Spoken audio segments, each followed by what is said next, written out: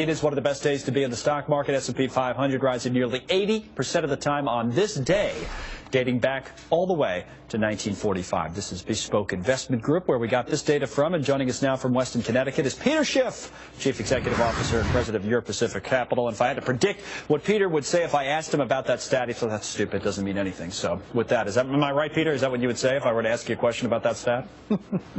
Well, if it's a tradition, I mean, if markets have a tendency to go up on the 26th, I mean, why fight it? Right, exactly right. Well, okay, then I was wrong. You're not. I'll look at the smile. Of course, he doesn't care. It's only a day. No, I know. Every day's only a day. We just take them one at a time. I think, in looking at your recent commentary, there is an interesting topic to talk about. Everybody's talking about it, but you have kind of a unique take on it, and that's the Federal Reserve. We're talking about, will they taper? What's going to happen next year? You've said that you think the Fed may reverse some of its tapering. First of all, why? And then how will that play out? Well, first of all, they haven't even tapered yet. All they've done is announce an intention to taper in the future. And maybe they'll actually get started. But I actually think they eased monetary policy when they announced the taper, because they put so much sugar to coat that bad-tasting medicine that we have an easier monetary policy now. But the Fed, I don't believe, is going to carry out the taper talk. Maybe it will begin it, but it's certainly not going to follow through. And I think it will reverse course and ultimately be buying a lot more mortgages and treasuries each month than it's doing right now. And that's because without the support of the Fed, long-term interest rates are headed a lot higher, and our economy is too broke to afford it. The highest rate we could really afford is 0 at this point. And the markets haven't figured this out yet, that we have a phony recovery. It's a bubble masquerading as a recovery. Well, that's why I'm saying it's a unique take, because going from the $85 billion a month that they're buying down to 75, whatever it is, you're saying we'll go back above and actually top that $85 billion, which is not a lot of people that I don't think a lot of people think that, but you think of we'll get up $100 billion or something like that again, which would be big news, right?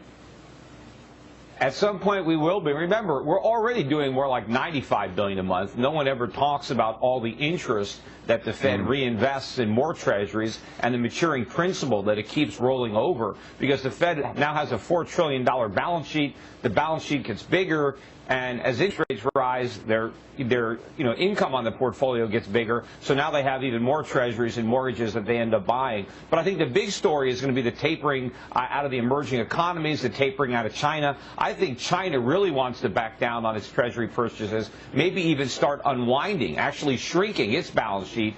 And if emerging markets are selling treasuries, if investors are selling, who's going to buy? The only one left is the Fed. Speaking of China, we started to focus on this a fair amount last week with all the issues there surrounding the quote-unquote cash crunch and their own central bank pumping money into their own economy. And there seems to be a lot of worries about 2014 in China. First of all, what do you think is going to happen in China? And second of all, how will that apply to what we're talking about here in the United States, if at all?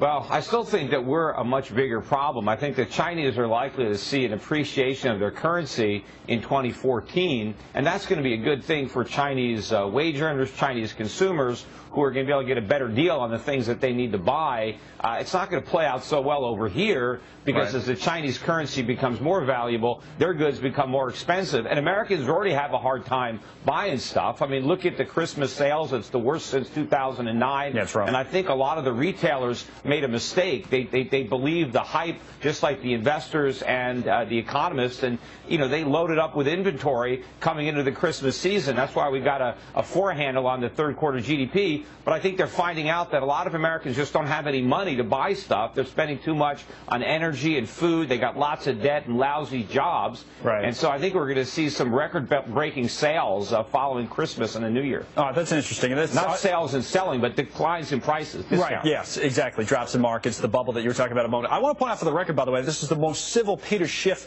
interview in modern television history. It's been this is the holiday season. This is what we're saying. No screaming and yelling, no back and forth.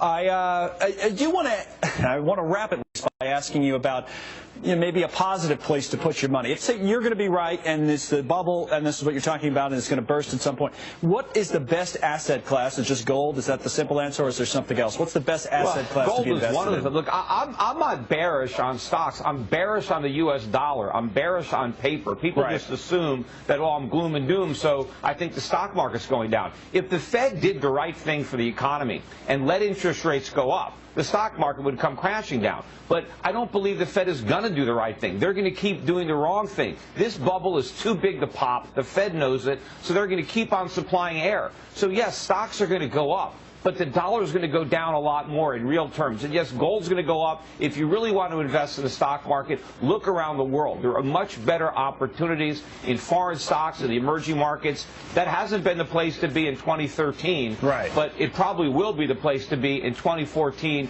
and going forward. Emerging market stocks and gold. All right, Peter, Happy New Year, and thanks a lot for coming on. We'll talk to you again soon. We'll have a fight next time about something. Anytime. Happy New Year to you, too.